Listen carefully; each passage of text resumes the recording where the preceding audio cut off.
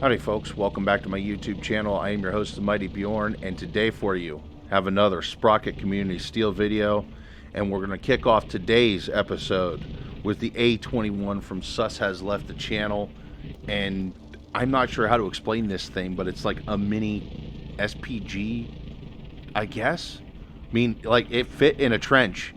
I was actually really quite impressed, and besides the fact it ended up driving out of the trench with it too, which even impressed me more.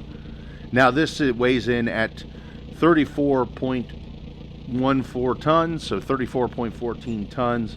It is armed with a 105 millimeter main gun with 114 millimeters of penetration. It's actually made for the interwar period. You know, being an SPG, it's doesn't have good armor, but it's definitely got some really good mobility. It's definitely really tiny. It's too damn tiny. A vehicle this small would definitely need an ammo carrier following it around, even though it's only 105 millimeter ammo. But where are you gonna put it all? Now I think it's really cool. It's definitely unique, to say the least, folks. But what else can I say except for check out the A21 from Sus has left the channel. Now the next one I have here is the F2 from Bon Apple Tree. And this weighs in at 30.75 tons. It's armed with a 75 millimeter main gun, and it reminds me of the RDF LT actually. Now it does have 146 millimeters of penetration for its 75 millimeter main gun, and yeah, I think this is really cool. It's probably a little heavier than it should be. I can't remember how much the RDF LT was supposed to weigh. I know it wasn't much. Now this vehicle is for the late war period. I do feel he did a pretty good job on the detail of the vehicle. The scale's probably roughly right. I'm not 100% sure. But yeah, I mean, it just works. The reload speed is a little slow, but it works for the most part. It's a 76 millimeter gun. You just got to be a good shot, and I'm just a bad shot. But that's neither here nor there. Now that being said, the mobility's actually rather good. I like the turret traverse rate. It does get up and go. It does have a low silhouette to it, which is helpful, especially to stay hauled down. Great gun depression. So yeah, all in all, not bad actually. The next one I have here is the 69 TP from Herr Gunter. This weighs in at 69.04 tons and is armed with a 122 millimeter main gun with 222 millimeters of penetration for the late war period. And I don't recall the 69 TP actually being a real vehicle, but I do believe there was prototype for it, or at least blueprints for it. But as you can see here, it is Polish, and it's pretty functional. Now I'm trying to stay hull down here because honestly the side hull armor's not the best. However, the front armor and the turret armor is pretty good. The penetration at 222 millimeters is actually pretty good. These Tigers are not my Tigers, and these Tigers that I am facing off against, are not accurate Tigers. But yeah, there's that. But it actually does do pretty good for the most part. The mobility is actually rather good. I love the detail of the engine deck. I just feel this is just a really good looking vehicle all the way around, to be honest. But that's my opinion, and I'm sticking to it.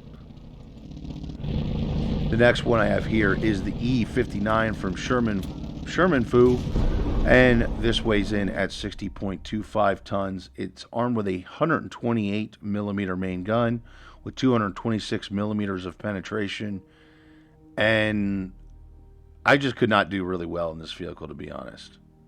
Just being honest with you. Now the mobility is really superb. This is for the late war period as well. I like the detail of the vehicle, the shape, the style, everything of that nature. Sherman Fu again did a really good tank design. But I could not do well in this vehicle. Like, it just seemed like I was constantly getting penetrated, even when hauled down. And at 69.25 tons, I just felt the armor was underwhelming. And the mobility was good, but for just the lack of feel in the armor, it just kind of felt like it wasn't good enough. There we go. We got a nice shot there in the underbelly. That I think that's a Su-22, IS-122. One of Hamish's vehicles that are over-armored, but that's neither here nor there.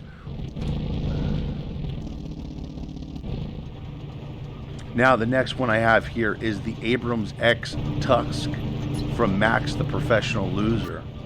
This is another returning tank designer as well. Now, it weighs in at 60.48 tons. It's armed with a 120 millimeter main gun with 211 millimeters of penetration. Obviously, it's for the late war period. And this thing drives like a sports car. It actually does have the autocannon modeled, but I kept having issues with the turret just wanting to do whatever it wanted to do. I have no idea what was going on with the turret here. Now, that being said, it is a lot of fun to play with. It's very, very fast. And honestly, from what I can tell, it is very well modeled to the Abrams X. Understand, I don't know every square inch of the Abrams X. Obviously, I know like the little things of the general shaping, how the new turret is designed, etc.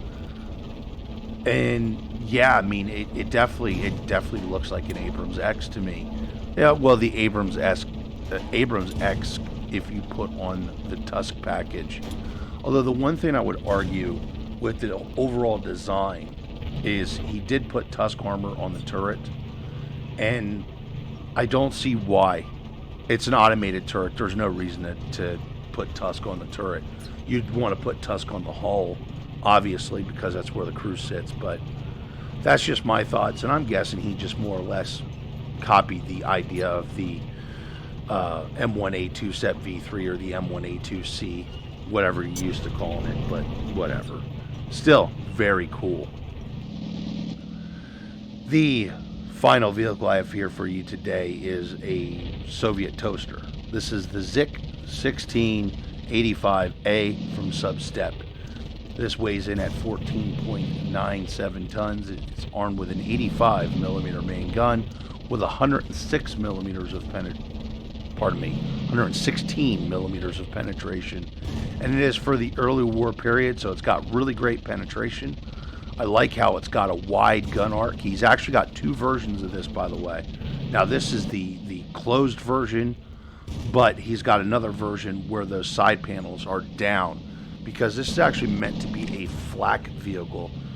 There's that Panzer, what is it? It's the PZSFL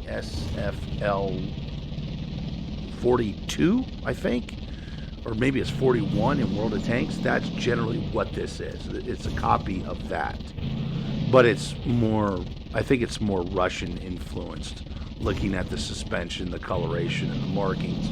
And obviously it has an 85 millimeter gun.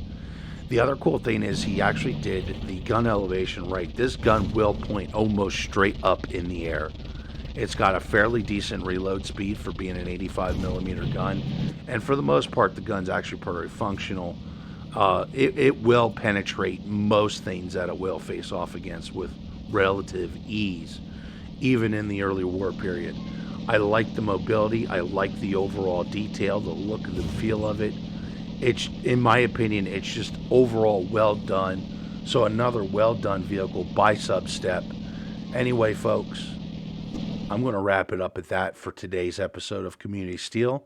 Hopefully you all enjoyed it. Thank you very much for tuning in, and have yourself a wonderful day.